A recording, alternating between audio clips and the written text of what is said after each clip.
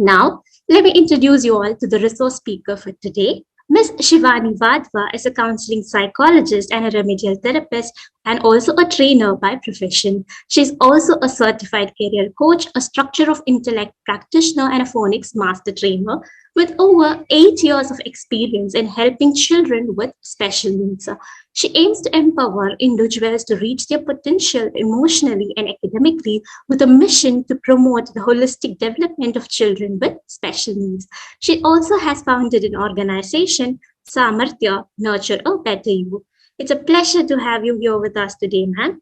Before I hand over the podium to you, I'd like to inform all the participants the current session would be for 2 hours. The session would begin with a presentation followed by a Q&A discussion. During the presentation, the chat would be switched to the host and the panelist mode. And also, if you want your friends to attend the workshops, the live workshop is also being live streamed at Facebook. In case if your friends are not able to join us in the Zoom, do check out the link that's being shared right now in the chat box and share it with them so that they can follow our workshop on the FB page. I wish you all a happy learning. Over to you, ma'am. Thank you so much, Revati, for a lovely introduction. A very good evening to all of you. We'll begin our session for today.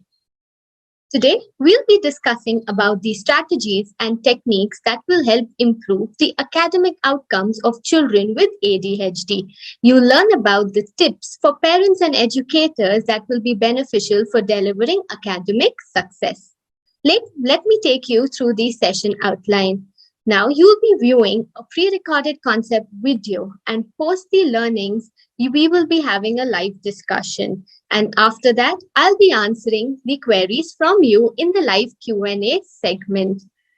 In the video, you'll be learning about what is ADHD, what are the types of ADHD, what are the challenges that children with ADHD face, and how children can be supported by parents and teachers. I request you all to watch this video. We have to first understand what exactly is ADHD. The term ADHD stands for Attention Deficit Hyperactivity Disorder. This disorder makes it difficult for the person to pay attention as well as control impulsive behaviors. ADHD is not just a childhood disorder, it even goes up to adulthood. It's just that as children grow, they learn to manage or cope with the problem they are encountering. When we move on to the types of ADHD, there are 3 types of ADHD. The first type of ADHD is the inattentive type.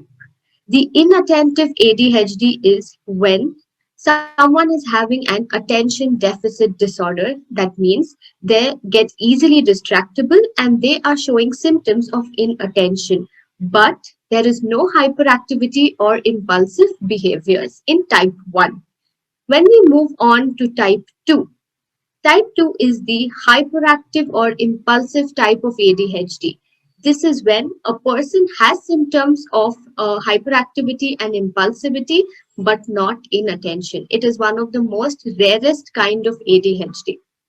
The third kind is the combined type of ADHD, where the person has symptoms of both inattention and hyperactivity and impulsivity. Based on the types, there are certain challenges that children with ADHD face. So the first challenge or the most difficult thing that they face is to focus on. So they have difficulty with inattention. That is, they are not able to concentrate on a particular task. They forget the instructions that are given to them and they shift their attention from one task to another without completing what was on hand. They're also very impulsive. They're always on the go.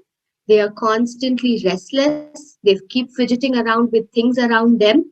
There's also emotional dysregulation, because of which they have difficulty in controlling and managing their emotions.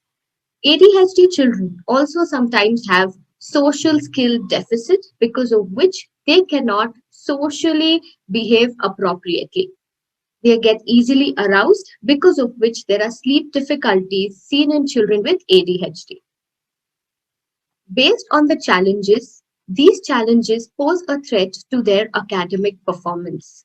So, what happens because of these challenges is that they lose focus. While studying something or while attempting questions, they jump from one thing to another.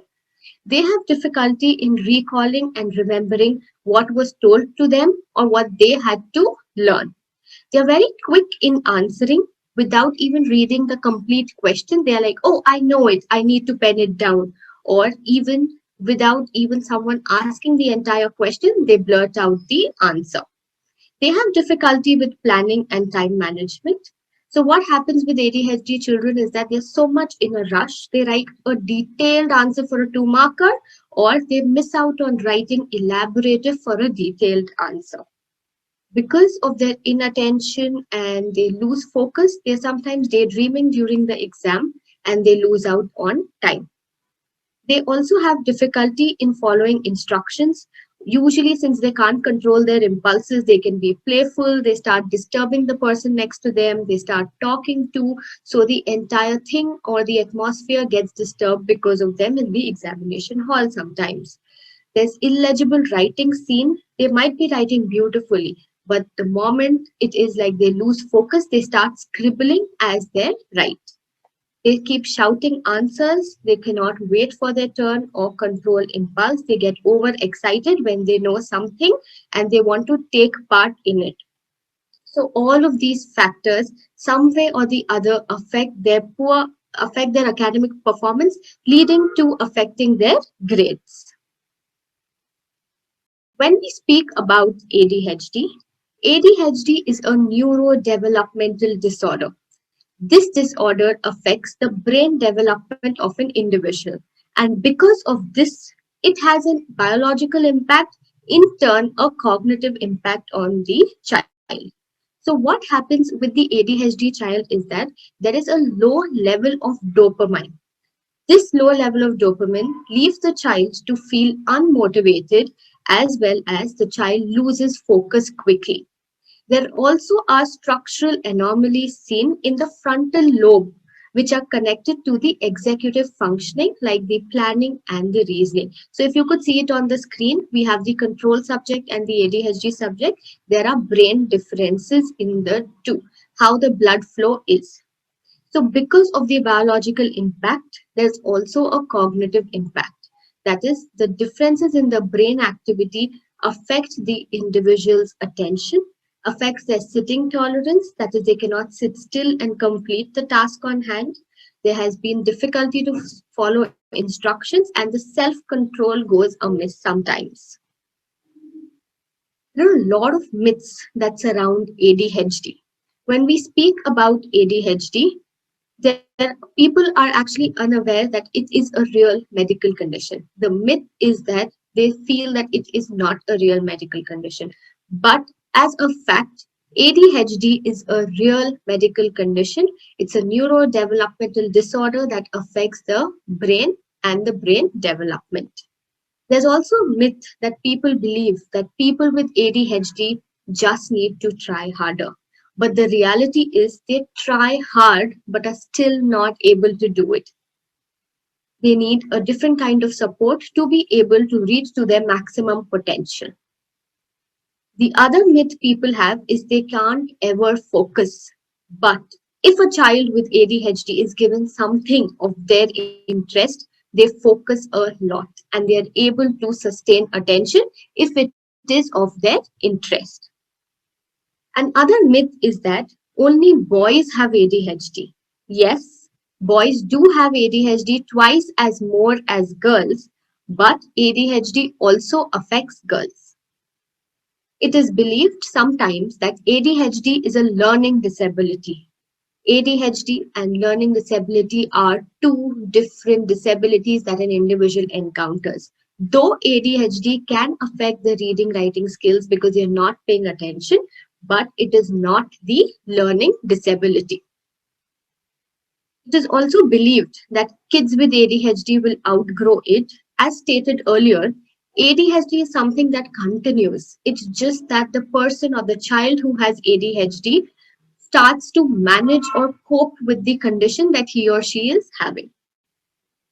Since ADHD is a behavioral challenge, ADHD is thought to be a result of bad parenting, but no, it is a medical condition that is because of the brain differences and needs to be managed in a different manner, where the role of therapists, the role of parents, the role of teachers, educators, professionals together help the child attain the maximum potential. Once we have understood what are the challenges that children with ADHD face or what are the myths around it, what is important to know is that a child with ADHD, they need support, they need love, they need encouragement and understanding from their family, caregivers, and teachers. When all of them work hand in hand, the child is better able to manage with what he or she is going through, and it becomes a smoother sail for them. Overall, what they need is they need structure, they need consistency in routines and schedules, they need a clear communication pattern. Since, as I told you, it's a behavioral challenge, their rewards and consequences for their behavior are to be given.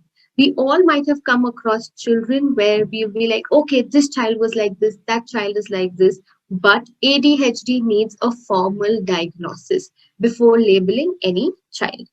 And when we are working with children, parents play a very, very important role. They can make significant differences in the life of a child. As parents, you want the best for your child, and it is important to seek professional evaluation to know what the condition, underlying cause, or why the child is behaving in such a way, and then the early intervention. That is, how are we going to help the child? If that starts early, the child is able to progress better. As parents, it is important to be involved. Learn all you can about ADHD, because how ADHD is affecting your child is going to be different from how it is affecting the other child. The recommendations given by the therapist play an important role, and they need to be adhered, and there has to be consistency in seeking the therapeutic sessions. As a parent, identify the difficulties your child is facing because of ADHD, because some kids need to slow down, they need to learn to control themselves, or some kids need to get better at paying attention or listening. So you figure out the need of your child, and based on that, we could work ahead to help the child better. The relationship with the child matters the most. Usually, children with ADHD are let down saying that, okay, you're not able to do this, your behavior is not in line or accordance with how it has to be. So their self esteem gets affected. So, as a parent, it is very important that we are there to protect their self esteem by being patient, understanding, and accepting of them. The acceptance of a child as a professional, as a parent, is extremely important to help the child better. Also, setting clear, consistent, and reasonable expectations from the child are helpful. As parents, we can also discipline them with purpose and warmth. Setting up an effective discipline system is important, where we are praising them as well as giving them consequences for their behaviors.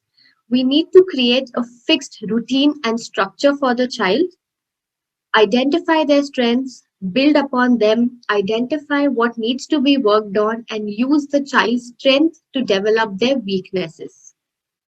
As children with ADHD find it very difficult to focus, the instructions that we give them need to be very, very simple so they can process it easily. If too many information or too much of information is given to them or too many instructions, it gets very, very difficult for them to process it and get the result out. So if your child has an ADHD, what you could do is you could try by breaking the instruction into smaller steps, as well as giving only one or two instructions at a time to get what you want from the child. These children have a lot of energy in them. So physical activities will help them channelize energies into constructive manner. For example, when I was working with an ADHD child, the child had so much of energy that sitting and controlling for 5 minutes also was difficult. So when the teacher observed that, okay, the child is not able to control anymore, a round of the playground or in the evening after school classes of basketball, where yes, draining of energy is happening, is really, really helpful. As parents, be sure to praise the child for their efforts and not just the outcomes. Usually, what we do is like, okay, if the child has attained it or got a particular thing, we appreciate it. But we miss out on appreciating the effort. So, whenever you see a child putting in effort, be sure that you at least give a verbal praise to boost his or her confidence. As parents, it is important to work with the school, to work with the therapist, to stay updated about the child's progress so that all three work to hand in hand and together to help the child get the most out of the support that is being provided. Any task that is given to an ADHD child at home or any instruction, if they are chunked into subparts, it becomes very, very easier for the child to understand, process, and get the outcome. So once they are chunked into smaller parts, it helps in better retention and better remembering, because of which the task at hand also gets done easily instead of giving a larger chunk of task at hand. So this is how parents, you all can help your child to overcome the difficulty that he or she is facing. Coming to the role of school. School, that is a place where children again spend a lot of time. School strategy is where the ADHD child has academic instruction support. There are behavioral instructions in place and a few classroom accommodations. When these three are regularly implemented, they can help the ADHD child to the most, as well as the entire classroom environment is benefited. And as a school, it is important to set up an effective system of communication where the teacher working with the parent is updating the parent about the information about the child as to how the progress has been or what difficulties have been there to address them with the help of a therapist. In school, teachers play a very, very important role. As teachers, you must have seen that you have a whole lot of variety of children, all of them having their own strengths and weaknesses, which we need to cater to at the same time. So, when we are working with ADHD children, as teachers, we could keep the expectations clear, simple, and when we have to give reminders to these children, they can be given calmly. To help them to focus better, sustain their attention, their seating arrangement is of utmost importance. The child with ADHD, once recognized, is to be seated near the teaching area and away from the doors and windows. So, even if a person is passing by, or a pencil drops, or any other small distraction, the child gets or shifts his focus of attention, and it's very difficult for the ADHD child to come back to the teaching. So the seating arrangement plays a very, very important role. So away from doors and windows. Providing frequent feedback as a teacher to the child helps the child to develop better. So if a child has shown you a good behavior, which you have been expecting, or even if it's a small change in a positive direction, it is important to praise the child for that good behavior. Sometimes there are negative behaviors, but if that negative behavior is not disruptive, they could be ignored. Sitting tolerance is an issue for children with ADHD. They struggle to sit still for long periods of time, specifically when we have the classes going on at the school. So, giving them opportunities to get up or small breaks can be of help to these children. The physical break could be like erasing the board, distribution of books, or collecting books. A little getting up from their place and having a physical movement definitely helps these children to come back and regain their focus and to be able to have better sitting tolerance. Also, these children get overwhelmed very, very easily. So, giving short breaks is one thing. Second thing is anything that is given to them, like large assignments or they have a lot of writing work, They could be cut down into smaller things, and they could also be given extra time to complete their work or assignments. There's another system which teachers can implement. It is the buddy system, where we have seen that you pair a child with ADHD with a willing child who wants to help this child, so that it's beneficial for the ADHD child to stay on task and remain focused. So, this buddy of the child will help the child to stay on task, give constant reminders that, hello, you need to come back. This is what we are doing. We are on so and so page number. So, this buddy would be providing encouragement without the teacher being disrupted during the course of the class. When we as teachers would want to help these children to perform better academically, we can provide them with prompts and cues. We could, call the child's name when you see that your child is getting distracted, or when you see that your child is not focusing on what you're saying or is somewhere else daydreaming. You could call the child by the name and be like, see, we are on so and so. Politely, gently, reminders are to be given, and the attention of the child is to be brought back. During the exam, when we understand that these children are having difficulty to stay on task, we can help them to plan and manage their time, where a constant reminder of time is given to them that we have little time left, we need to hurry up, I know you know it, I want you to attempt. These constant positive feedback phrases will definitely help the child to stay on task. Again, the instructions that are given to these children need to be simple, clear, step by step. Again, even while writing exams or any task in the classroom, they need to be seated away from the doors, windows to avoid the distraction that is there around them. For the teacher, in case you are in the flow of a classroom or you cannot stop in between, a non-verbal cue could help the child come back to focus, where it could be, pointing at his or her paper, or you are tapping a pat on the shoulder that, hey, we need to come back here. So the daydreaming mode is shifted to the present mode of the child.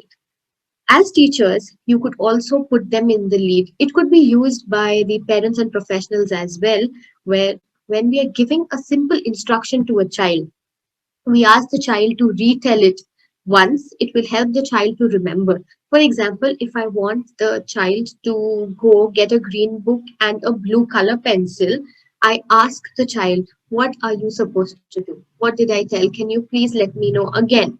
So the child says, okay, green book and the other color pencil. So that is how you understand that yes, the child has taken the instruction. This is just a small example, but it applies to whatever instruction that you're going to give to the child. You are asking the child to retell so that you understand that yes, the child has understood what has been told to him or her. So that way you and the child are on the same page. So there is going to be a better output from the child once the child has understood what is expected of him or her. Same way, when academics is being taught to the child, if the child is put in the lead that, okay, this concept has been explained, now I want you to tell me in your own words, what have you understood? At that point of time, the child is like, yes, he's able to process, give an output. So once the output is there, the child is able to better remember for further things. So this is how the role of teachers is. They can provide prompts, they could break down the assignments, give more time, avoid distractions, and that is how they work closely with the school system and the parents to help the ADHD child feel benefited in the classroom environment. Coming to the role of special education teachers. Special education teachers for the ADHD children play an important role because they are going to work with the child. When they are going to work with the child as therapists, they have to be in sync with the classroom teacher so that they are updated about how the child is on a day-to-day basis.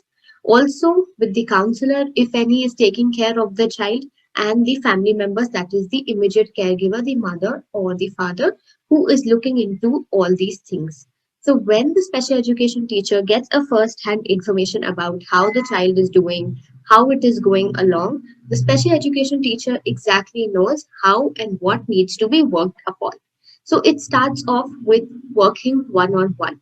Children with ADHD work well when they are in a one on one setting, but the problem arises when they are put into a group setting. That's a challenge for them. So, as special educators, definitely we start off with a one on one therapeutic session. After that one on one therapeutic session, we move them into smaller groups, try building on their sitting tolerance, try building on their attention span, and then we next move into the classroom setting. It's a step by step process to avoid overwhelming that the child faces. And when we are working on their attention span, maybe one on one, they're able to sit for 5 minutes. Maybe in a group of 4 to 5, 3 minutes. When they are in the classroom, it could be 2 minutes. But with constant and consistent practice and activities in a therapeutic setting, that is building upon. Also, the special education teacher could give simple instructions. Cognitive ability activities are there where the child's attention span and sitting tolerance are being worked upon. And physical breaks for movement and exercise, some brain gym exercises also help to help the child recharge, maintain focus, and come out of the excess energy that he or she is having. And ADHD children sometimes have the feelings of restlessness. So those restlessness can be warded off by a few breaks in between. And when we are working as a special educator for a child with ADHD, it is we give them some time to do what they want to do and then come back to what we want them to do. So that way they are warding off their energy as well as helping us to do what we want to do with them in an activity setting. For example, there's a strategy of I do, we do, you do together, where the child is made the center of focus. But if something is to be taught, you are doing it first as a therapist, you're doing it together, and the child is then doing it alone. So, as a special education teacher, our role has to be to build upon the sitting tolerance. You can use mazes. There are a lot of find the differences activities, these little strategies to build on their sitting tolerance and the attention span. Timeout activities also work to build this. ADHD children are children who face challenges. They cannot control their impulses, but when in a proper setting with clear stated instructions, they are able to function well. They need somebody who can understand it. As they grow, they realize that yes, I am not able to control my impulses, but that just happens even if I'm trying harder. So we need to give them the support they need. We need to work on them and be there to listen to them as to what they are going through. And to conclude, if these children can't learn the way we teach the way they learn. We are here to help them, support them, and bring out the best in all these children.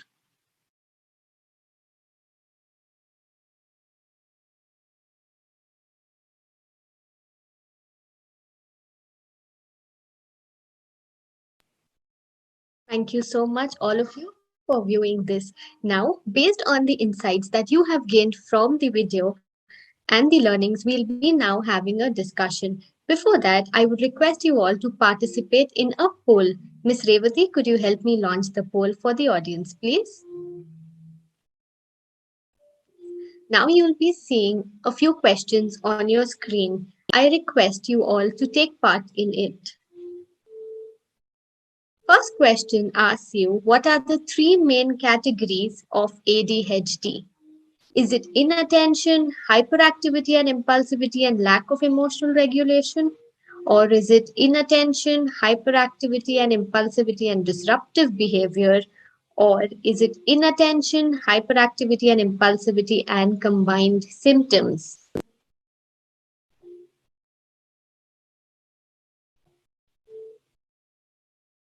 Moving on to question two.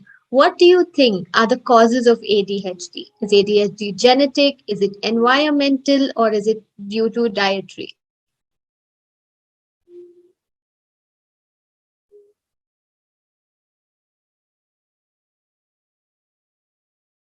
Moving on to question three. Do you think that children with ADHD reach their full potential? Can children with ADHD reach their full potential? Yes or no?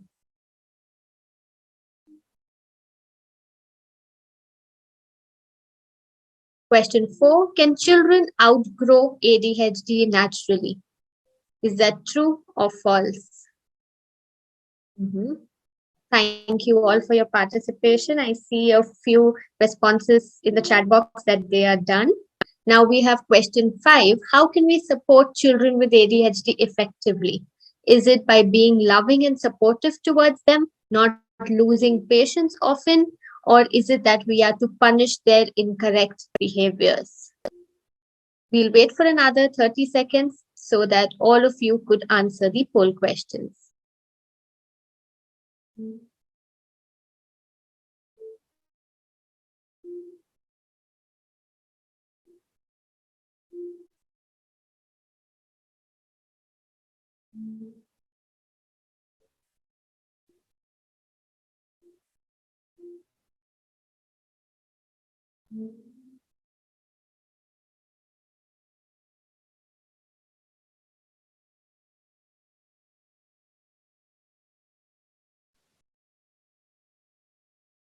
Ms. Revati, can you please launch the answers? I think most of the participants have submitted the poll. Okay, if you could see the responses, when we talk about the three main categories of ADHD, the right answer is inattention, hyperactivity and impulsivity, and the combined type. Those are the three main categories of ADHD. And when we look at the causes of ADHD, most of you have said genetic, some of you say environmental, and a few of you have stated dietary. But in actual, the causes of ADHD could be a combination of genetic, environmental, and the dietary. When we talk about can children with ADHD reach their full potential? Yes, that's the right answer. Most of you have answered yes. Children with ADHD can definitely reach their full potential with the right guidance and intervention. Can children with ADHD naturally outgrow it? True, false. Okay, it's like a 50-50 response here, but the answer is false. They cannot naturally outgrow it. They learn to cope with the symptoms better with the right intervention. How can we support children with ADHD effectively? Yes, most of you have told by being loving and supportive. It's extremely important to understand them. It's important that we don't lose patience often. So the right answer is by being loving and supportive, as well as not losing patience with them often. It's wonderful to receive answers from you all. To summarize, I would like to reiterate a few pointers. ADHD is a neurodevelopmental disorder that affects a child's attention and impulse control, which in turn affects their academic performance. And children with ADHD have difficulties in two or more settings. So you'll see them having challenging behaviors in home as well as school and social settings. For children with ADHD, it is important that we engage in early identification and intervention.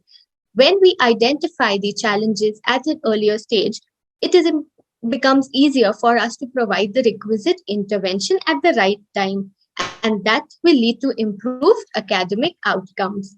And while dealing with children with ADHD, holistic management will help to effectively meet the child's needs. Thank you. And now I am open for questions from you all.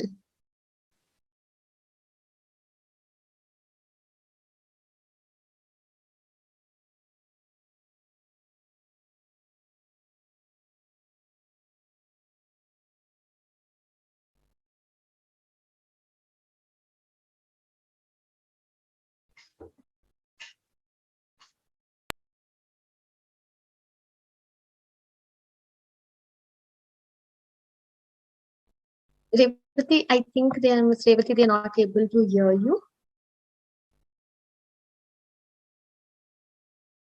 Am I audible now? Yes, thank you so much. Thanks so much, Shivani.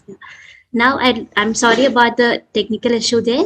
Yeah, now I'd like to take you all through for all of you who've been checking about the resources and the slide deck for today's event. This is the page that you have to refer to. This is the page, the events takeaway page, where you'll find all the materials as part of today's event with that of your slide deck, your document, your resources, as well as the recording. The recording of today's event would be available in the page 2 to 3 days post the event is over.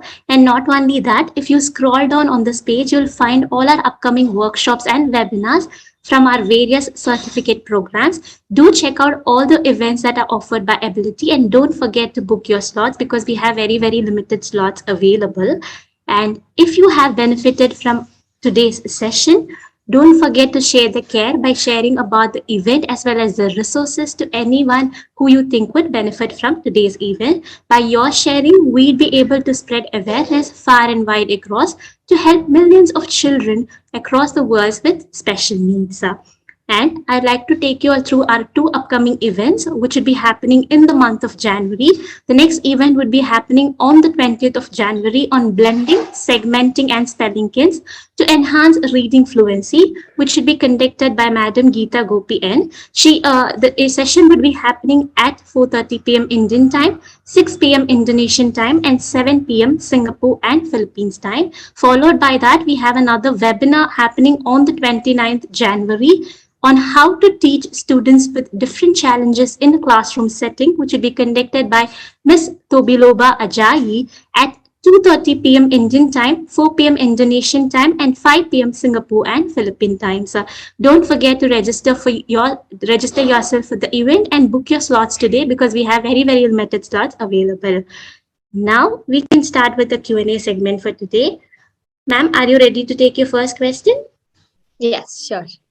Yeah, the first question is from Ms. Tasneem and Mobiloba, who wants to know some children engage in inattention and have issues with that of hyperactivity and restlessness, which is commonly seen in class.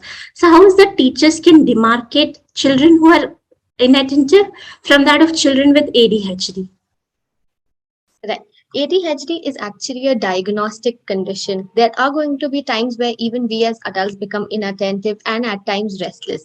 But if we see a persistent pattern over at least 3 to 6 months where the child is not able to focus, child is making a lot of careless mistakes when compared to their peers, not able to engage in any activity that requires a sustained mental effort, or you see that the child is more active than his or her peers of that age and is not able to do the simple tasks that you give him and finds it very, very difficult. So in comparison to the peers of the class, if you observe a persistent pattern for at least 3 to 6 months, then it is important that we rule out and check out the red flags for ADHD and escalate that case to your school counselor or special educator for further intervention and guidance. Thank you so much, ma'am, for clarifying that. Next, we have a question from Ms. Zita, who wants to know who is the right professional to confirm if a child has ADHD? It's very important to seek the guidance of the right professional. And if it is a case of ADHD and you really want to know if the child is on the category of ADHD, you could refer or go and consult a clinical psychologist. A RCI registered clinical psychologist would be the right person who would guide you and help you through this. So, clinical psychologist is the professional who is supposed to diagnose and identify children with ADHD for all your notice. Next, we have a question from Ms. Catherine Joy and Arube Reformoda, who wants to know that how is that we can help children with ADHD to adapt to current situations with online and virtual classes as well as sessions. What are some of the techniques that teachers can adopt to actually engage these children with ADHD?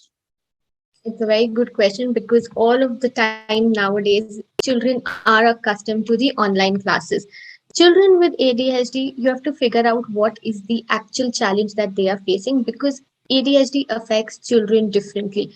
For children with ADHD, yes, sustaining attention becomes difficult. Sitting tolerance is a concern. So we need to figure out what is the major challenge, what is the antecedent, and work based on that. So in the online setup, when the teacher is teaching, and the surrounding where the child is sitting on the other side. We need to ensure that the child is having the camera on where the teacher could see the child face to face and also keep a track. Second, it is important to take help of the caregiver or the parents at home who are monitoring the child so that non-verbal cues can be given to the child when the child is losing focus. And in case the child tends to get restless, the teacher could engage all of them in the certain few minutes brain breaks, or it could be the parent who could ask the child to go around, take a round, and come back. So there needs to be certain amount of monitoring to be done, and based on the needs of the child, certain things could be taken ahead. Thank you so much, ma'am. So, monitoring the child, giving the child brain breaks, and also being continuous in touch, collaboration between multiple professionals is very important. As we're talking about the different challenges that children with ADHD face, there's a question from Ms. Asmin who wants to know, is there any comorbidity with ADHD and ASD? Is there any relationship between both the disorders? Yes, there are times where children with ASD have ADHD or children with LD have ADHD or vice versa. So comorbidities definitely exist.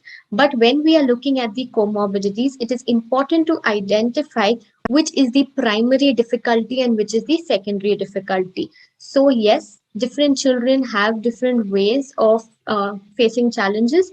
If a child is having ADHD, yes, it can be comorbid with ADHD, but in this case, ASD would be primary condition for that particular child. Thank you so much, ma'am. Next, we have a question from Ms. Padmani who wants to know how is that we can improve the sitting tolerance of children with ADHD? What can teachers do? Sitting tolerance is extremely important for you to deliver academic success of a particular child. So you can engage in a lot of activities, but remember to be consistent and start small. If we have to work on sitting tolerance, we cannot expect the child to directly work and sit for 10 minutes straight. We need to start small, as in, we need to give the child activities that are a few seconds, then increase it. You can engage the child in mazes, you can do spot the differences, you can do puzzles, you can do beading activities, you could do sorting activities, but keep the time limit really small where the child feels that yes, I have achieved it.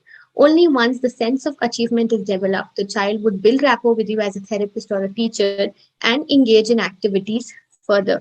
So you could also have those sessions of sitting quiet corners or relaxed corners in your classrooms where you feel the child is getting hyper or the child needs to develop sitting tolerance. You could go sit with the child or take few other children, make the child be there for a few minutes, like talking to the child, ensure the child is sitting and focusing on you. But start small, be consistent in any activity you do with the child, and even if the child shows an improvement of sitting for at least 5 to 10 seconds more, please do give a verbal praise to the child. So the moment the child believes that, yes, I can do it, the child would also put in efforts to have more better sitting tolerance. So you can practice these activities. You can bring about twists in the activities. Even if you're doing sorting, don't give the same sorting game. You could do sorting activities from home. You could have different color paper, squares cut and ask them to remove pink color. Or you could also mix rajma and chole. These are the pulses, and then ask him to sort it, but give that activity for 2 minutes for one day, next day 2 minutes 30 seconds. That's how you increase it. Thank you so much, ma'am, for suggesting various activities along with the tips of breaking all the activities into small parts and also making it interesting for the child to keep them engaged for a continuous period of time. Next, we have a question from Ms. Yesha who wants to know, there is a recommendation that using ABC model, that is understanding the antecedent of what is triggering the child to behave in a particular way, is very important. So in certain cases, we'll not be able to understand what is the triggering factor, the antecedent. So what can be done in such cases? Right. ABC model is very, very effective. But if you really have to figure out the antecedent, the way to go is to observe. The more you observe the child, more you keep a watch on the environment of the child, you will get to know what are the antecedents that are causing a particular behavior. So start by choosing a particular setting. Don't do it in a general setting. So if you want to know an antecedent or trigger, at home, what is making the child restless, or why is the child not focusing? Is it the TV sound at home? Is it that there are others playing and the child is not getting to play? So start off in a particular environment, and the way to go is observe. The more you observe, the more you learn about the child. There's no fixed antecedent for any child, but it's important that we observe. So observation plays a key role in antecedent identification. Observation is the key to go about it. Ma'am, since we are talking about identifying children with special needs, especially with that of ADHD, right? There's another question from Jimema and Triveni who wants to know at what age can ADHD be detected? And how is that we can understand the earliest signs of ADHD, especially as teachers in a classroom setting? Right. The diagnostic age is extremely important. The diagnostic age is 7 years. 7 years and above, only then can a formal assessment for ADHD be done. But before that, you have red flag signs that could be a part and helpful for you to understand whether the child can be at risk of developing ADHD. So if you see that the child is getting easily distracted, or the child is not able to complete the task at hand, the child is disorganized, always acts on a go, talks too much. So these are certain red flag signs that you observe in relation to the peers, especially for the teachers. And then, if the child is 7 years or above and that you've observed for 3 months or more, please refer it to your school counselor, who would in turn do an internal assessment and then take a call ahead as to how this child could be helped better. So the age is 7 or above. Thank you so much, ma'am, for giving a concrete answer. Next, we have a question on very similar lines from Miss Nova Villa, who wants to know, as a teacher, do we have the rights to tell parents that the child is having ADHD or is displaying signs of ADHD? Yes, when it comes to telling the parents, it's very, very important to be sensitive in this case. As teachers, we cannot tell that the child has ADHD because there's no diagnostic formal report. So I would recommend that you could inform the parents that you see certain symptoms that the child is might be at risk, but you cannot directly tell the parent that the child has ADHD. So you could tell the parent that I would request you to observe, because I see that the child is not able to focus and the child is not able to sit for a longer period of time. If you could help me with your observations as a parent, we can work hand in hand to improve. So once the observations from the parents come in, that's when you could say that at school also I observed this. To help the child better, could you get a diagnosis done? Because the child is not able to cope, we have tried for 3 to 6 months. Why not we figure out what is the challenge the child is facing, or what is the difficulty, or what is the hindrance? And that's how you could put it across to the parents, rather than labeling. It's always good to avoid labeling, because that has a negative connotation, as well as we ultimately know that we need to work on the shortcomings of the child. So it's always better to work on the child rather than label. So, as teachers, I would request you to, when you're communicating with parents, always tell them, ask them their observations at home, collaborate with them based on your observations, and help them and guide them with the way forward. Wonderful insights, ma'am. Checking with the parent and asking them to share their opinion will make them open and better as well. Next, we have a question from Mr. Marian Manlow, who wants to know that if a child exhibits the signs of ADHD at the age of 14 years, is it still considered to be ADHD or what is it? So the age given of the child is 14 years. It can definitely still be ADHD, but you have to label, or you have to tell the child has ADHD only after a formal diagnostic report.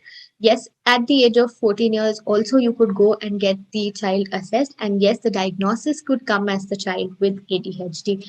It is because the symptoms were on the mild side, or it could be that sometimes we also brush away the symptoms, saying that the child is growing and it is okay, it will go away with age. So there could be various reasons why early assessment was not done or early identification did not happen. So 14 years also the child can be diagnosed with ADHD. Thank you, ma'am. Next, we have a question from Nitish Garg. We spoke about the role of collaboration with various professionals. It is on this lines: how much a teacher, or a therapist needs to be in with that of occupational therapy, and what is the role of occupational therapy in helping children with ADHD? So, when we talk about children with ADHD, different professionals play a role.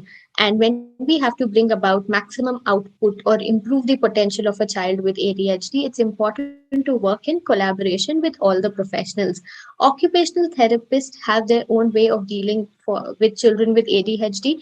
They help to improve their sitting tolerance with activities. They have their own set of activities that will build upon their attention span. So, yes, occupational therapy also plays an important role for children with ADHD, and they in turn work hand in hand with remedial therapists who work on their academic outcomes. Thank you so much, ma'am, for clarifying the different role of different stakeholders involved. Next, we have a question from Ms. Ifuma, who wants to know, is restlessness and anxiety associated with ADHD? Children with ADHD exhibit restlessness. So, is there any link of anxiety to this restlessness? Yes, it could be, but again, we have to see the antecedent, how exactly the child is behaving, what are the manifestations of why the child is being restless, and if it is anxiety, you can only differentiate based on the antecedent and how frequently it is happening. Once you have identified the antecedent, the behavior also helps to know whether it is anxiety or is it ADHD. So we have to observe the child, figure out and consult a professional in this case as to what is the reaction of the child. Based on that, it could be known. Thank you, ma'am. Next, we have a question from Ms. Avneet Bedi, who wants to know, if a child is having severe ADHD, especially in middle school years, do you think or do you suggest reduction in the syllabus of the portion would be helpful for the child? And what are the different provisions that are available for the child in this case? A good question. For any disorder or any disability a child has, different boards have different concessions. So CBSE has different concessions, ICSE has different concessions. But coming to CBSE, depending on the board your child is in, there could be extra time that could be availed. There could be drop of subject that could be given for these children, but a report from the RCI certified clinical psychologist has to be submitted. Only based on those lines, the concessions can be availed based on the diagnostic criteria. And the recommendations are given if the child has difficulty sustaining attention. So it becomes difficult for the child to stay focused and complete the task in a given time. So extra time becomes extremely important for that particular child. So you could seek various concessions based on the challenges your child is facing. And yes, different boards have different concessions, and you can avail those by submitting the required reports. Thank you, ma'am, for clarifying and providing your insights on it. Based on the boards of the child, you can actually go and check out the mentioned boards and find the concession that's available for the child to help the child out better.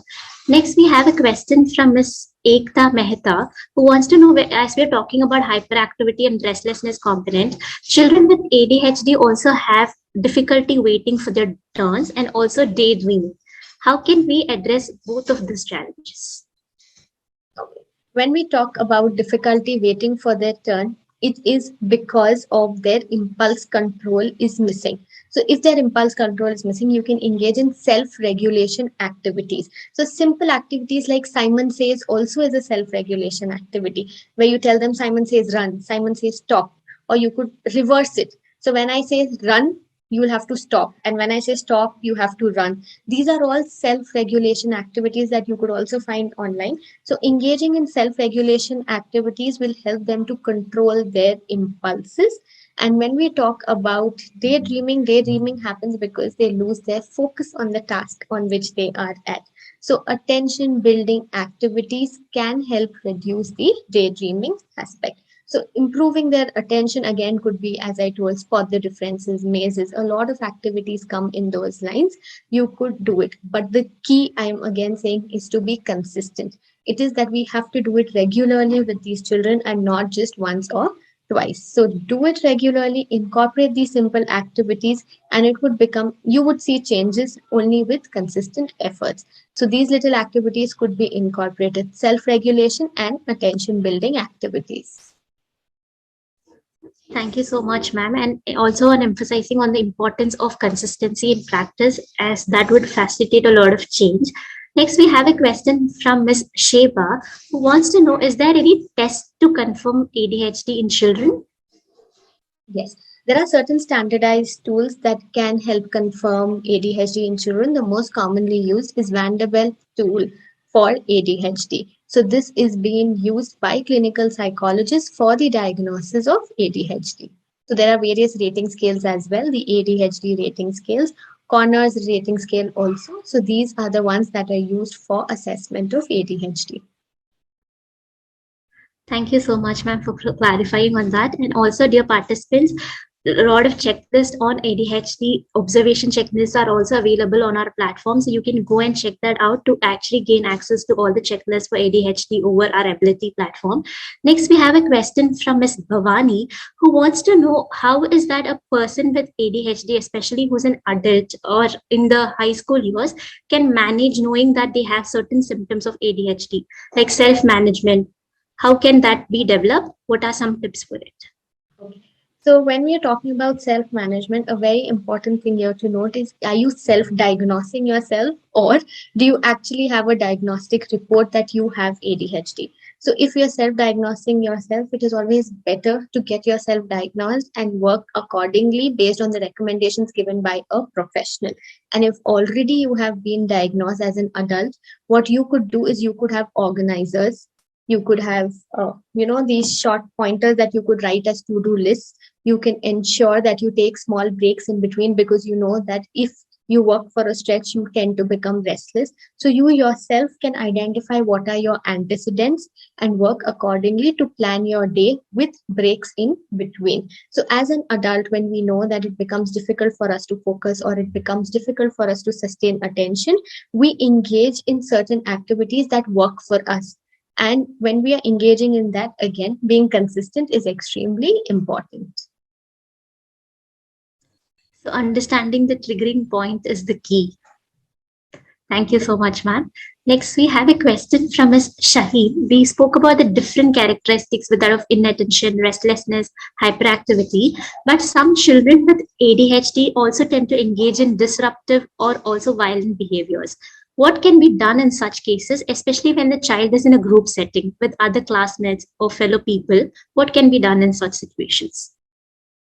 So when they are engaging in disruptive settings, we have to see whether, again, what is the antecedent, what is causing them. Sometimes when they are bullied, they are not able to manage that. They tend to engage in disruptive behaviors. So if you see such kind of challenging behaviors that are going overboard, you need to figure out the antecedent. And instead of punishing the child, we need to have a conversation with the child, help the child rationalize that things do not work out that way. Yes, it gets difficult for them, but it's important to continuously reiterate that to them, and identifying the environmental challenges the child faced because of which this kind of behavior was seen. So when you're working for children with ADHD and you see they are engaging in risky, disruptive behaviors, it is important to identify the antecedent that is causing that particular behavior.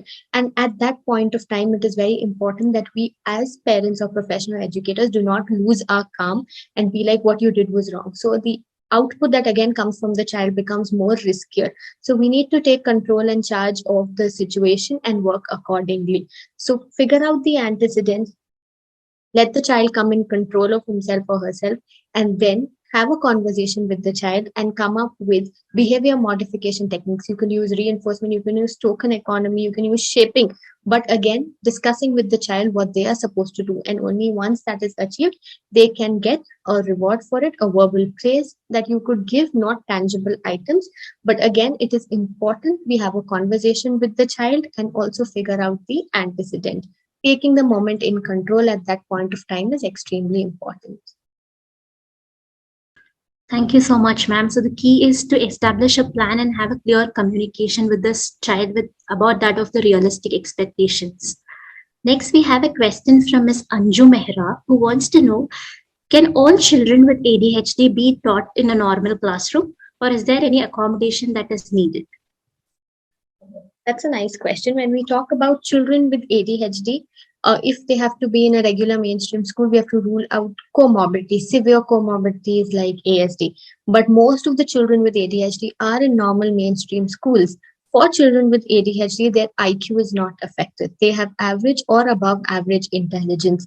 Their processing is there, their comprehension is there. The only thing is that they are not able to focus or have the requisite sitting tolerance and have the requisite impulse control, because of which everything else gets affected. So these children are definitely there in the mainstream school, but as stated, they can seek concessions as per the board they are in, and certain classroom accommodations where they could be seated near the teacher, where the teacher could provide non-verbal cues to this child to come back to attention, seated away from distraction, that is away from the door and the window, and a buddy system could also be engaged. So classroom accommodations and modifications will be helpful with support of school and teachers, and then concessions from the board also could be helpful for these children. Thank you so much, ma'am. Next, we have a question from Ms. Diana, who wants to know what kind of techniques would help children with ADHD who have some form of hurting behaviors, especially when they're rocking or like they tend to harm themselves by running around or like jumping over things. What can be done in such situations to prevent themselves from hurting themselves? So children with ADHD can sometimes definitely have self-harm behaviors because they are not able to understand the intensity or the consequence of their behavior.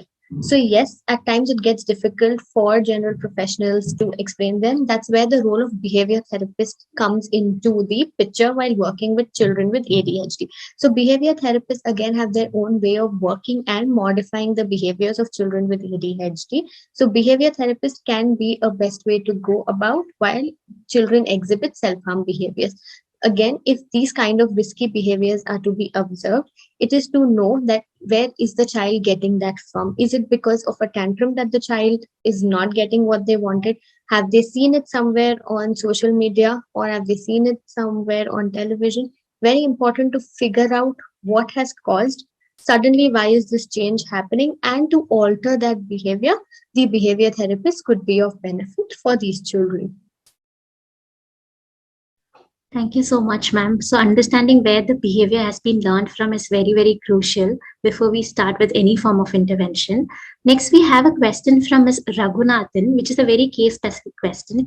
He wants to know if a child with ADHD is under medication, how long should the medication be continued for? Because he's mentioned that his child is around 7 years of age and he has started medication from the age of 4 years.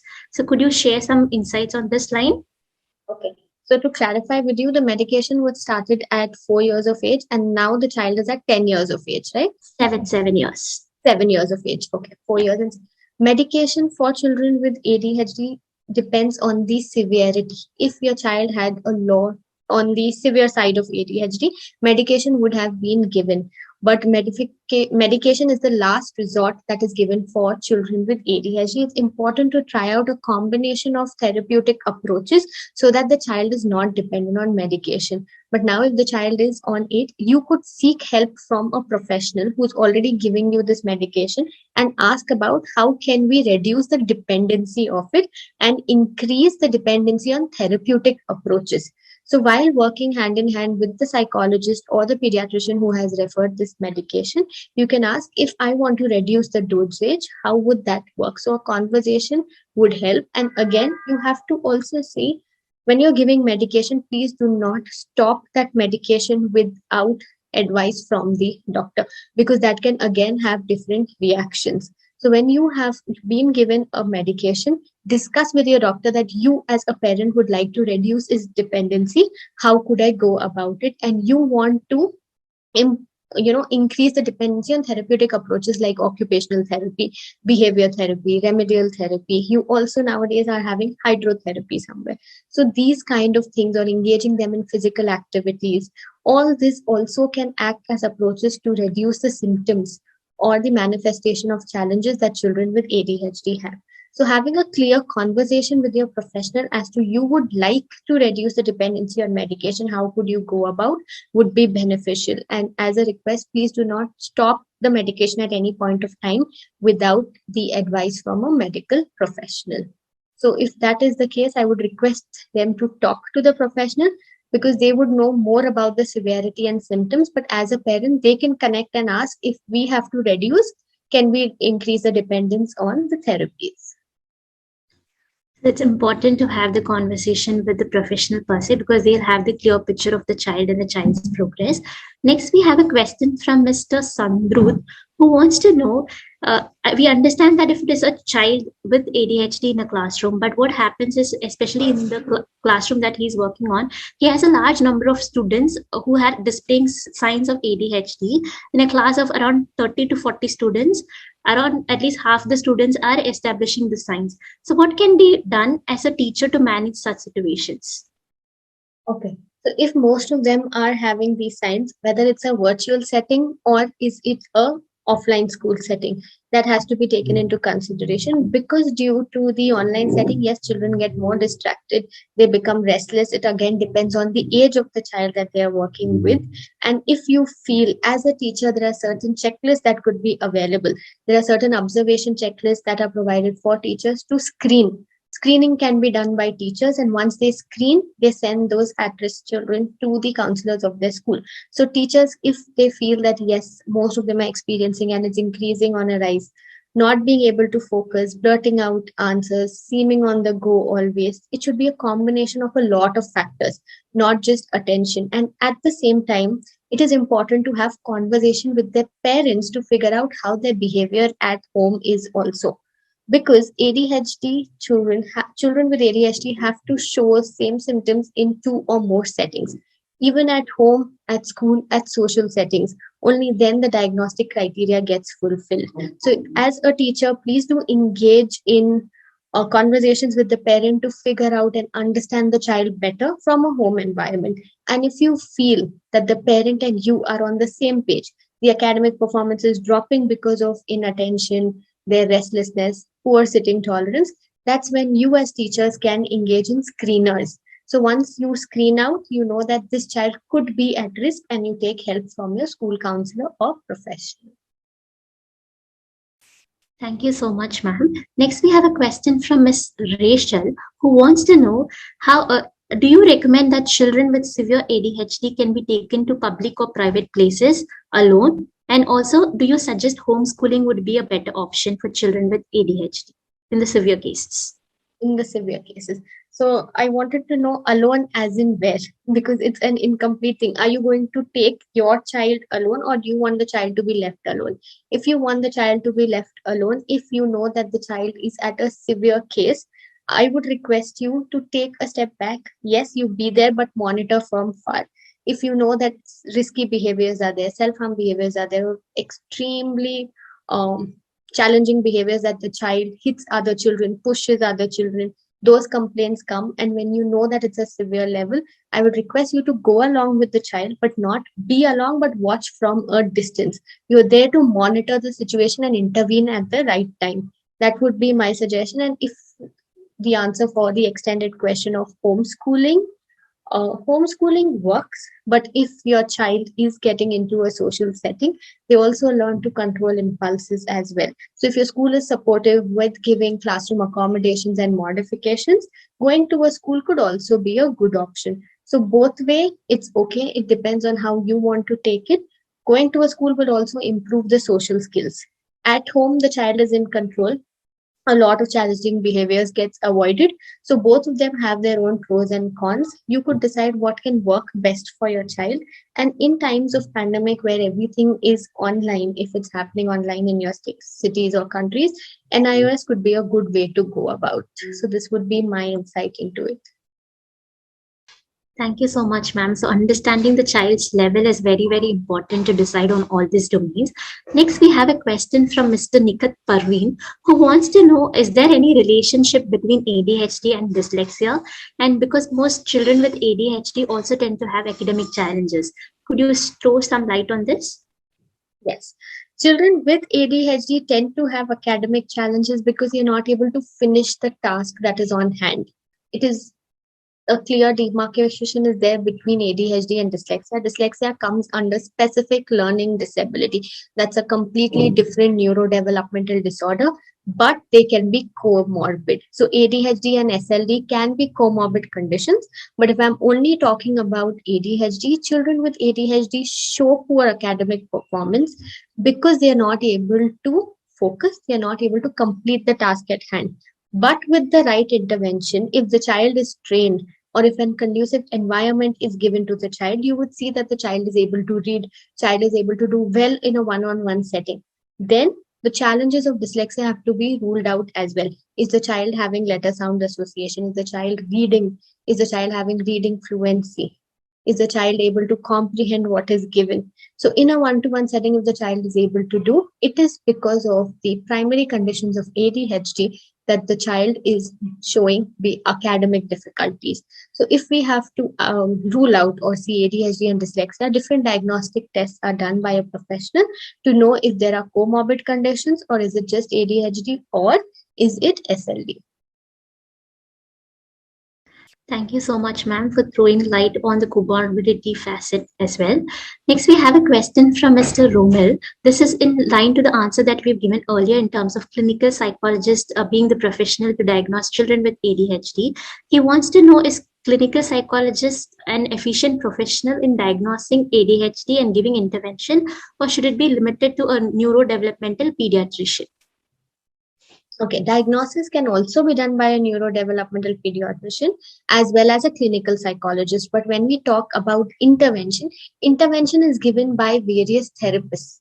If you want remedial intervention or working on their academics, you have remedial therapists. If you want their behavior that is being very difficult to manage, we have behavior therapists. As discussed, occupational therapists also play an important role for helping children with ADHD. So depending on the need of the child, depending on what the child's primary need is, what is being the major challenge, that kind of therapy is given or intervention is given first.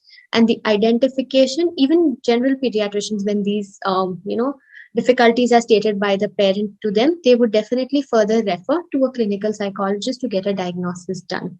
So actually, the report is given and generated by a clinical psychologist, but who's RCI registered.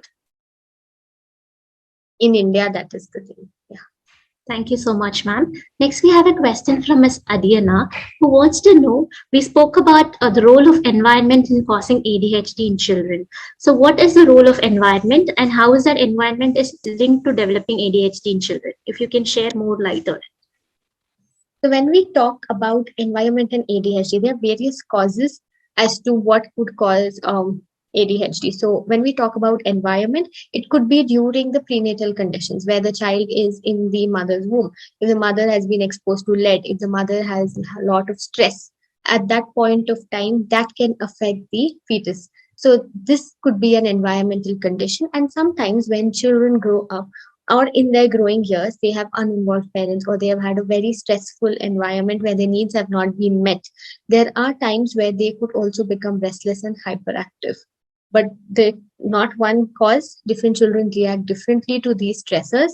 But if specifically speaking of environment, it is during the mother's pregnancy, what kind of environment was given. So as per research, exposure to toxic substances, stressful time for the mother, those could be environmental causes of ADHD.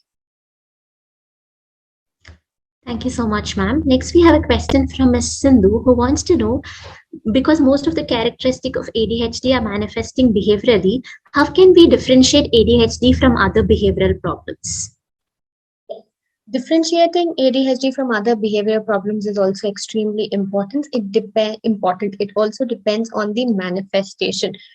Again, the Vanderbilt diagnostic tool has these subcategorizations, which clinical psychologists do while diagnosing. So while they are doing the ADHD diagnosis, they also rule out pervasive developmental disorders.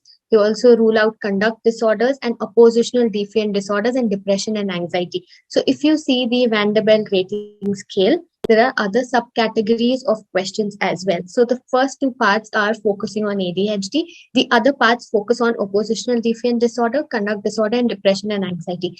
All these three also could cause these similar symptoms. So while the diagnosis is done, ruling out of these is also done by the clinical psychologist if they are using the Vanderbilt rating scale. Thank you so much, ma'am. Next, we have a question from Mr. Salman, who wants to know a child with ADHD is not able to focus for more than 3 minutes and is not actively engaging in any activity or task that is given. So, what can be done in such situations? Okay. The child is what age of the child is given? 7 years old. Yeah. 7 years old. Not Okay. able to focus for more than 3 minutes. Thank you so much. So, if a 7-year-old child is not able to focus for 3 minutes, what you could do is you could start with simple activities. First thing, it's important to reduce screen time for these children. Screen time also affects and aggravates the condition of ADHD as per research. And if you are working and you really want to bring about a change in their sitting tolerance and attention span, it is important to reduce their screen time. Second, you can engage in simple activities, as I told, where you could do it at home. Cut different papers, or just take a newspaper or a pamphlet where there are big, sight words and all present. You can ask them to cancel the letter B. Figure out how many times letter A is there in a particular article. But for that, you have to start by giving them 1 minute. You know the child sitting tolerance is 3 minutes, but you're going to give for 1 minute. After that, you keep changing your activities. Don't give the same activity each day. Suppose they are figuring out letter A today, give them letter O the next day. Or you can ask them, go collect, 5 blue things in the house. And I want you to think about sentence for each of it for 3 minutes. That's how the child is building upon sitting tolerance. So you can come up these variation of activities, but start small. And if you feel you want to increase the span from 3 minutes, give the child activity starting from 1 minute. Let the child be like, oh, in 1 minute I did it. Unconsciously, you increase the time from 3 minutes, 10 seconds, 3 minutes, 15 seconds, 3 minutes, 20 seconds. And that's how, if the child is engaged from the beginning with smaller amount of time, the child knows I'll be done. And these children, since it's an early age, right, 7 years, it becomes easier for you to work with these children, and this is the right age. So use simple activities, start by building small, and give variation of activities where they tend to develop interest and are working with you. You can also give ground activities where on the ground with the chalk, you draw a pathway, 2 lines, and ask them to walk between it as slow as possible. That way, also, you could increase their attention and sitting tolerance. You can do different patterns. You can do zigzag, you can do a straight line one day. You can see, ask them to count the time. Today, you have taken 2 minutes. Tomorrow, I want you to walk so slow that you take 2 minutes and 15 seconds. So, these kinds of activities could be done for these children to improve their skill set. Thank you, ma'am, for suggesting most of the activities very, very practically and also making it small and also making the child that it is achievable is very important to make the child feel motivated. Because you mentioned about screen time earlier, there's a question from Eden Rose who wants to know that her child is 7 years old and he is inattentive because he is using a lot of gadgets, and that is actually leading to his inattention. And his learning is also getting affected because of his gadget usage. And the mother is also worried about the child's health. So, what can be done in such situations, and what are your tips to minimize or reduce screen time, especially for children?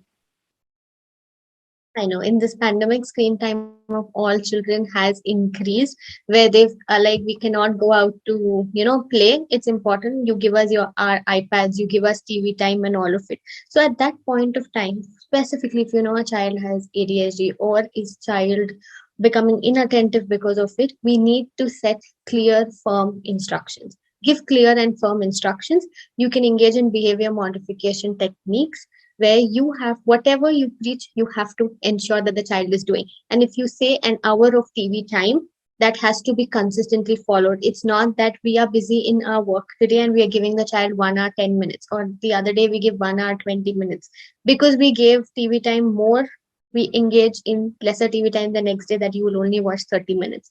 So whatever you set for the child, let it be constant, monitor, and at the same time set rules with the child.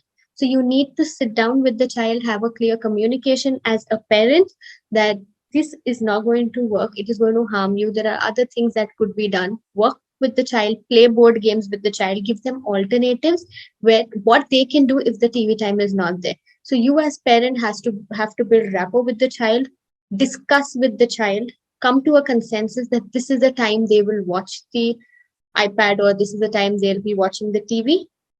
Follow it consistently. Very, very important. And also discuss with the child if that is not followed and they are not agreeing to get up from that point of time, what is it that they want the parent to do. So get your child to talk. It could be as simple as, okay, I will not watch the next day, they'll tell you, but follow it. It is extremely important. Whatever pact you make with the child, you could follow it and build rapport with children. Specifically, if you know that it's affecting them, the more you scold them, the more they would get aggressive and temper tantrums would start. You really need to work with them with patience and also explain them the consequences and see that if they're getting aggressive at a time, we need to take a step back and not always give in to whatever demands the child has. So when you're working for children with ADHD, start with making a pact with them as to how much time would they do it, and if it's not followed, what is the consequence. Also give them alternatives, what they would be doing if the TV time has been reduced. You will spend time with them, or they could read a book. You could come up with a timetable. So these would be certain tips from my end. So establishing a structure and consistently following it is key. Because we spoke about making the child listen, we have a question from Miss Christine who wants to know how is that we can deal with children who are hard-headed and doesn't want to listen to anything that the parent is trying to say. The child is interested in doing household chores but not interested to study at all. The child is 10 years of age, and he actually behaves like a 3 or 4 years old child and even cannot talk properly yet. So what can the parent do in such situation? 10 years old, the child is not able to talk. The behavior of a child is way below than the expected age. The child is not showing interest in studies. Is it because the child is not understanding?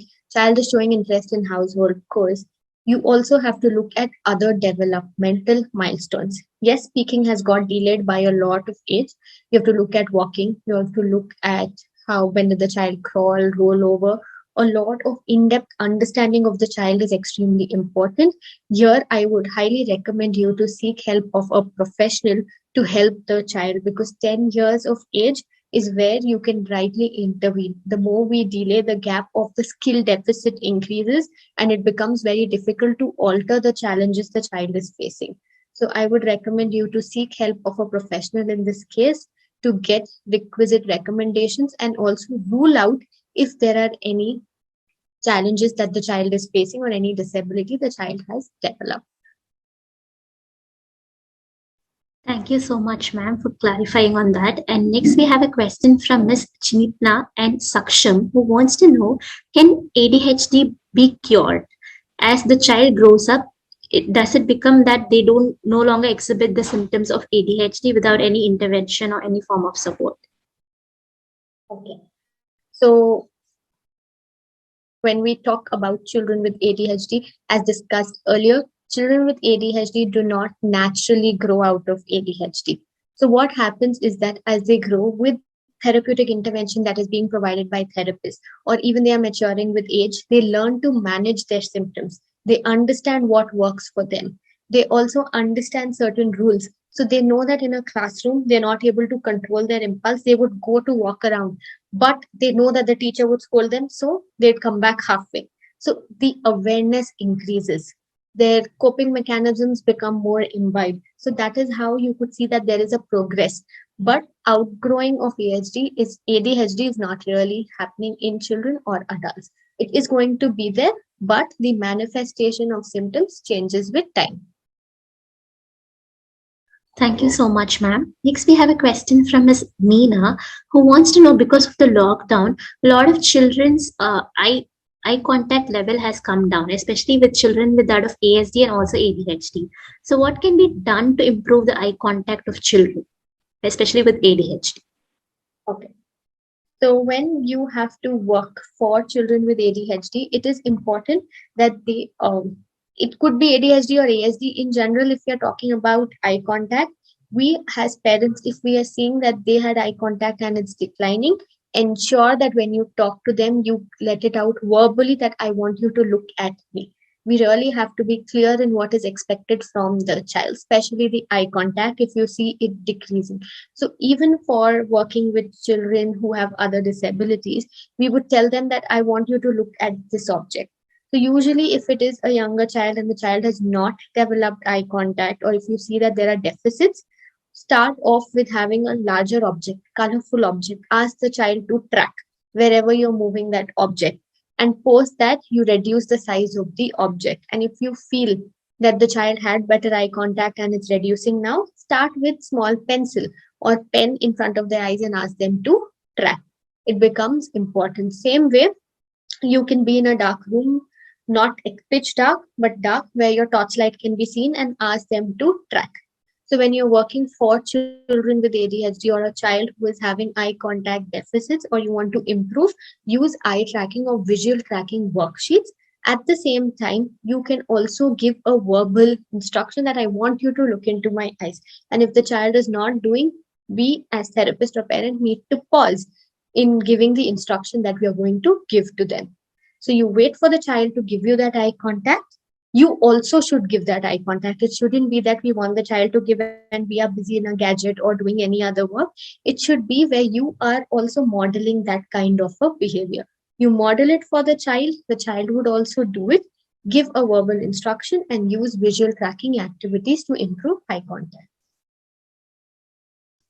Thank you so much, ma'am. Modeling visual tracking activities and getting to the child's level is very, very important. Next, we have a question from Ms. Ramya who wants to know, as teachers, can teachers counsel children with ADHD? Do you think it is advisable? Counseling again is a professional skill. You definitely could talk it out to the child and explain about the consequences of the behavior. You could build rapport with the child and be like, okay, I understand that you're losing your focus. I would make you sit in front of me. And if I see you losing focus, I will, tap on your desk. So these kind of pacts you can have with the child, but a proper counseling process is not advisable because it's a professional kind of thing that goes on. But if you have to work and help children with ADHD from your perspective as a teacher, important to be lovable, supportive for them. Understanding their needs is very, very important. Identify the triggers that are happening in the classroom for you identify as a teacher, and provide them classroom accommodation. Sometimes the child is trying but not able to complete work on time. We need to be accommodating of that. Having a buddy system. So these little things that you could do. And if you have time as a teacher where others have gone for playing games and this child is in class, you could strike a conversation and ask the child what are the difficulties, and to the best of your ability what you could do and provide, you could do it. But a proper counseling session requires a professional help. I wouldn't suggest that. But on your teacher level, you could definitely have a conversation, build rapport, and help the child with the requisites that the child needs. Next, we have a question from Ms. Khadija, who wants to know, because we spoke about the role of diet, she wants to know what sorts of diet actually leads to ADHD. As per research, sugar, white products lead to increased ADHD symptoms. So what happens is that if a child already has ADHD, diet can aggravate. So if sugar is in the diet, or if white products like bread, junk food like jam, all these things have certain substances that could trigger and act as an antecedent to their behavior. So there was a child whom I had encountered, and when the child used to come to school, it used to be okay, normal. The child is sitting, child is not disturbing, completing work on time. Immediately, we observed that after break time, the child became so restless and moving around. After a few observations, we realized that the child used to eat idli and sugar for, or roti and sugar for the snack time. And that is what increased. So the moment that snack was changed to something like upma, it made a difference. So we have to identify it does not affect all children, but it could be a cause. So sugar, sweet things, white products, also can be a trigger. Even milk, sometimes in one of the researches was there, it's advisable to give milk to children with ADHD before bedtime rather than them going to school in the morning. So bedtime milk is more beneficial for children with ADHD. So these are some insights on diet. Thank you so much, ma'am. So, white products are actually facilitating the cause for ADHD according to research. Next, we have a question from Ms. Shivani Bharadwaj, who wants to know, as teachers, when working with children with ADHD, a lot of energy gets drained out. So, what are some of the motivational tips or self care tips that you would share with all our teachers here so that they can continue to stay motivated? Such a lovely question. Yes, while giving out to the society, while working for children or working for others and bringing out a change, there are times we forget to look after our own self. So when you see that or you feel drained out, that yes, a lot of energy is being drained out today, I do not feel motivated, always reflect back upon your achievements or your positives that have brought about a difference in the lives of these children. So the moment you reflect, an automatic positivity radiates. And also it is important to follow this as a practice where you always give time to yourself.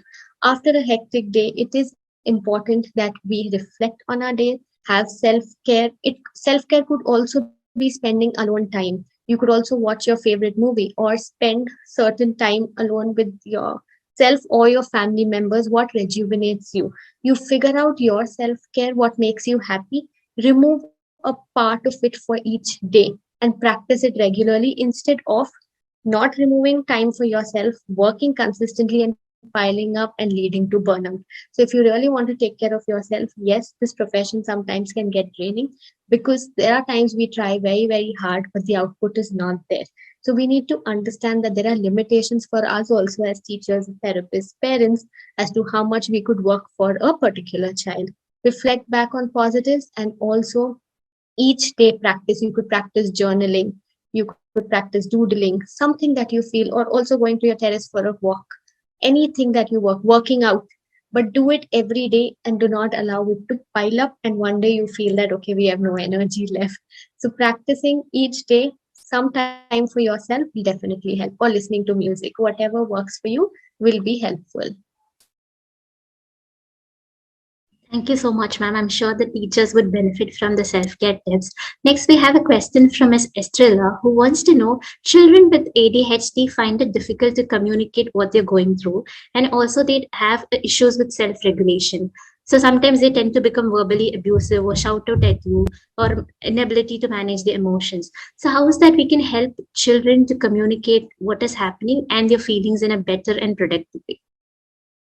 Okay, so when we talk about self regulation, you could have self regulation games, as I told you. There are various self regulation games. You could also play things like freeze and dance. So when the music stops, you have to freeze. When the music starts, you have to dance. Or you have, like, as I told you, Simon Says, then you have red light, green light. When you show red light, they stop. When you show a green color circle, they know they have to be on the move. And a lot of such activities are present for self regulation. You could do that to improve it. Also, you can take the help of a teacher in school if you see that they are, not working with their peers or not able to control their impulses. A teacher could act as a cue where they tell the name or give a non-verbal thing that okay, now I have to control because I'm not able to, or blurting out of answers. So the teachers could also set a rule that okay, only if you raise your hand I'm going to come back and ask you. So with that practice, the child imbibes self-regulation and self-control. Coming to the child not being able to express themselves, what happens is that there are a lot of racing thoughts that go on in a child with ADHD. You will see that they're not there on one particular topic. They keep moving or jumping from what they have to express. But if you take the child in a one-to-one setting, spend time. Don't immediately start off with, can you tell me what are you feeling and why do you think you're doing like this? That kind of a question will pull back a child with ADHD. If you have time and you work in a one-on-one setting, spend time, build rapport. What are the interests? What do they like doing? What is it that they want to change and things are not going good?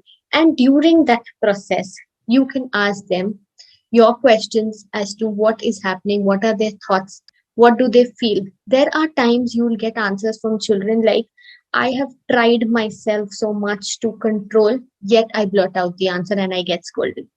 Give time to your child, have a one on one conversation. Don't ask them to express in a crowd. That becomes very overwhelming for them, and they would feel that they are being looked upon by their peers. So many people are looking, I'm going to get scolded. So, do that in a one on one setting. First, build rapport. In next few sessions, you could ask that I find it difficult that you're not able to do, but what is it that goes on in your mind? I see you running around, I see you disturbing your peers. What help can I provide as a parent or teacher? Ask them that. You'll get to know what thoughts are going on in their mind. So starting conversation with the child is very, very important, and going to the level to understand what they're going through is also key to understand what is happening with the child. Next, we have a question from Ms. Marneen, who wants to know how is that we can encourage parents to accept or come to terms that the child has some signs of ADHD, because not every parent is receptive. So what can teachers do to help parents develop that awareness and acceptance?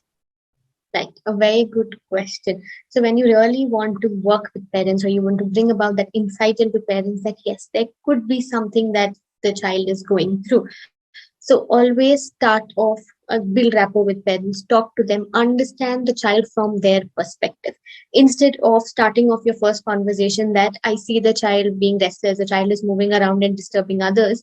That point of time itself, the parents are taken aback that, okay, I'm coming here only for complaints. But if you have to work with the parent and you want the parent to have acceptance and provide intervention at the right point of time, you ask the parent what are the challenges they face. Ask the strengths of the child. How is the child at home? These certain questions where the parent also feels good that, yeah, my child has strengths. The teacher also shares positives about the child. Then you come to at school, I feel the child faces certain limitations where he's not able to finish work on time, or I see sometimes him disturbing the peers. Can you give me more insight about him at home? That's when the parent also will open up instead of you starting off only in the beginning with complaints. So get the parent onto the same page as you, that the parent is also facing the same difficulties as you as a teacher are facing. Only when you and the parent are on the same page, you could tell the parent that I request you to go for further evaluation or request you to seek help from a school counselor. The school counselor would also have her way or his way of taking it ahead. So the first step should be making the parent aware that the parent has to seek help. Only then comes the diagnosis. That will happen when you, as a teacher or a therapist, are on the same page as the parent. So give the parent the scope to open up. Give the parent that comfort and space where the parent also tells you that they are also facing challenges. If not, and if there's denial in the first place, you could tell them that these are the challenges I see at school. I request you to monitor at home. Or how are you managing as a parent at home your child? If you could give me tips, I would apply at school. So these are certain conversations. Work with the child, work for another month, and then see. And if still that is not happening, you will again have a conversation with the parent, and there are high chances parent will also agree because if you have given a task to the parent to observe. So when they come back, they would mostly be on the same page as you, and then you could go ahead with helping the child and tell, I would like you to seek help so that the child can be benefited from it. Thank you so much, ma'am. Let's take the last question for today, which is from Ms. Romel, who wants to know, you spoke about the role and importance of early intervention. So what would happen if the child is not identified early and the intervention is not started early? What could be the challenge in terms of physical, social, as well as academic domains which would be impacted in the child? Wonderful question. It's extremely important that we identify the child early. The earlier the identification, the earlier the intervention starts, and you will see the child coping better. So, what happens is that if you miss early intervention, the gap and the skill deficit increases. Because at a particular age group, there are different skills the child gains or has to master. So, if a child is of 6 years, the child should be able to have particular social skills or particular cognitive skills, particular motor development, fine motor and gross motor development. If the child is not able to do that, but the chronological age of the child is increasing, yet there's no intervention provided, the gap increases. So when the intervention is provided later, it becomes very difficult to formulate, and it is starting from the basic. So what happens if you have to work with the child and effectively bring about a start early. The earlier you start, the gap building or the skill deficit working is lesser. If you delay, the gap increases and it becomes very difficult for you to implement change. So as children get older, they also tend to become like, okay, why am I supposed to do activities which a 3-year-old child is doing? Or why am I supposed to do an activity which I've already done, but the child does not know that the skill has not been mastered? So to change the mindset becomes very, very difficult. So early identification is extremely important so that the challenges the child is facing can be coped well with the child if there is early identification and intervention. What a note to end the session with, ma'am. Thank you so much for taking up most of our questions from our participants today and answering that and giving us very, very practical and useful tips that we can all apply in our settings respectively. Thank you so much, ma'am. And thank you all participants for actively participating and sharing your inputs and your questions in our chat box today. Now I'd like to check with Ms. Shivani, ma'am, as to how her experience has been and her final words to all our participants today. Thank you so much, Revati, for helping me throughout. And thank you, Ability, for this opportunity. It has been a wonderful time with you all. And yes, the only thing I would tell you when you're working for children with special needs, be patient, be supportive. All of them have the potential and different strengths. Identify their strengths, build on them, and you'll see them flourishing. Thank you so much. Hope you all enjoyed today's session. If so, write a yes in the chat box. And also, I've seen that the feedback link has been shared with all of you all. I'll request my team member to again post in the feedback link in the chat box to take a moment out and write to us how effective this session has been for you all.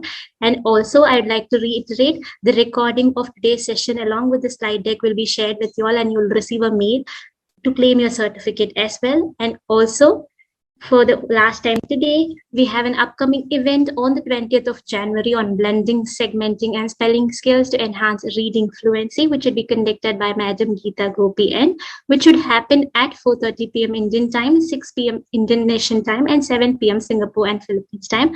Following that, we have another webinar coming up on how to teach students with different challenges in a classroom setting on the 29th of January, which will be conducted by Ms. Tobiloba Ajayi at 2:30 p.m. Indian time, 4 p.m. Indonesian time, and 5 p.m. Singapore and Philippines time. Don't forget to register yourself and book your slots today because we have very, very limited slots. And don't forget to share this with anyone who you think would benefit from it. Until we see you for the next time, it's a big bye from Team Ability. Stay safe. Take care, all of you.